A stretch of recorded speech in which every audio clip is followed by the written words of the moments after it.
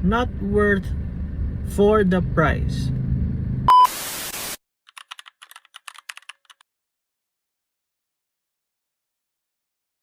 Well, siguro para sa iya, but I think some people would disagree because today ubanin ko ninyo guys, because actually a client no, nagpalit og True Religion na pantalon, not just one, not just two, not just three, but actually four pairs of jeans ang yung gipalit, no.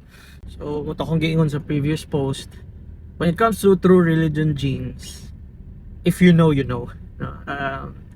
I don't expect anyone or everyone to know or agree, but to those nga gasuot of True Religion and gapalit of True Religion, you know the quality of what you're buying. So stay tuned para sa part 2 ani nga video para mabalaan kung pila ang atong na profit and asa na ta sa ato ang goal, no, sa atong desired amount nga maabot. And if na may mga questions or gusto mo mong tana na abay available nga ingani nga size, just PM me, DM me, and ato nang pangitaag pamaagi. So that's it for today. Bye.